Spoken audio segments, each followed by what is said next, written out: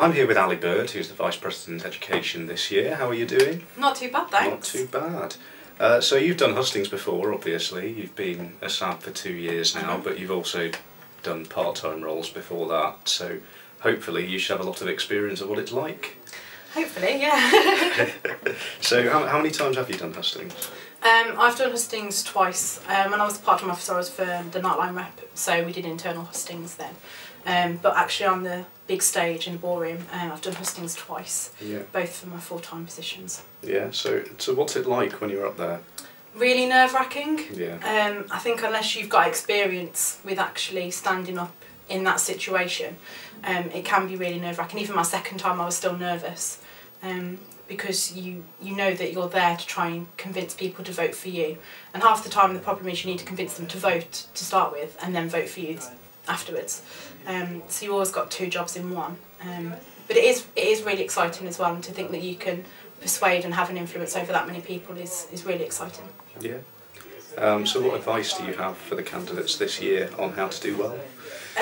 In your speech, just take your time. Make sure that you've looked over it as many times as you possibly can, and that you're really familiar with the things that you want to say. I don't think it's that much of a problem if you take notes up with you. I think it stops you from panicking, and it can help you, calm down a little bit.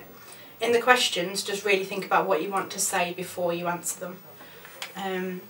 When you're up against lots of other people, it can be difficult if you're going last, because everyone's going to have a similar thing they want to say. So really think about something that you want to promote from your manifesto, and something that makes you unique is really important to try and get across to everybody.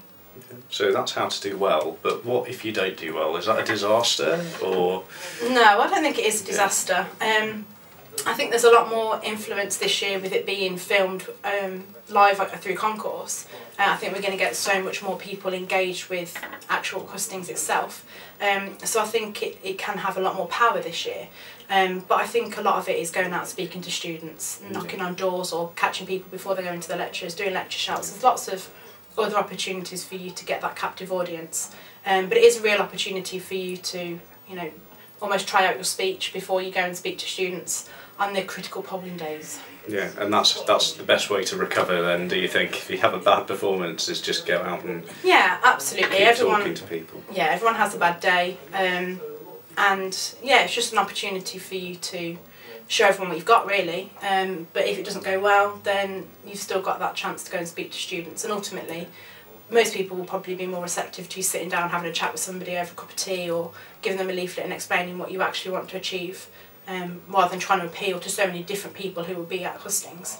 You've almost got to try and cater for everyone, whereas if you're just on a one-to-one basis, it's a bit more informal and you can try and get your point across a bit better. Yeah. So what do you think is the best hustings performance you've ever seen in your time here? What's the best you've seen?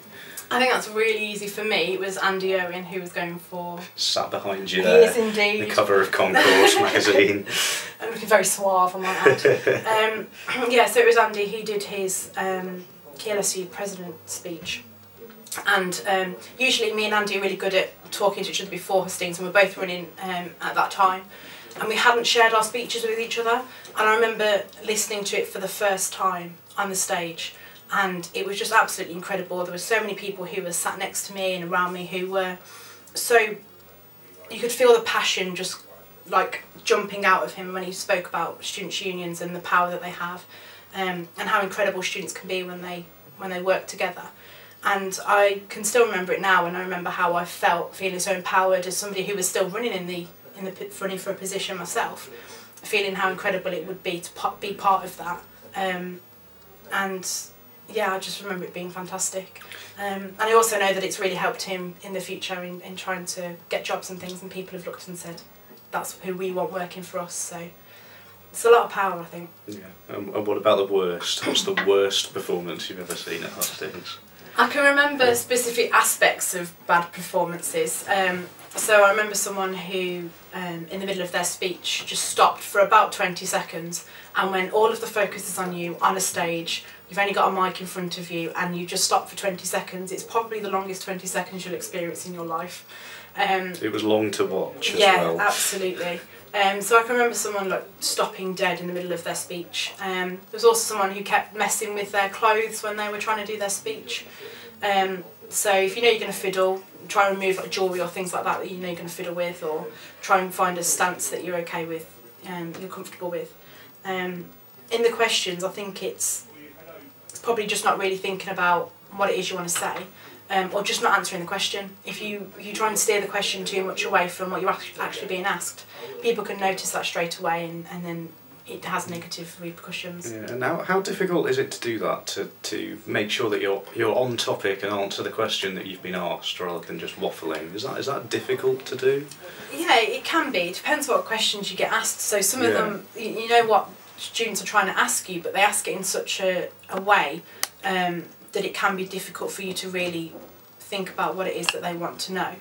But I think ultimately, at the end of the day, you're going to be held to account by these students, and you have to be able to quite eloquently and quite concisely respond to those student needs. And so I think it is really important. I think it's a skill that you probably learn over time. If you're not able to do it at hustings, then it's probably something that should be developed. But yeah, it can be done, definitely. All right, I think that's us done. Thank you very much, Ali. You're very welcome.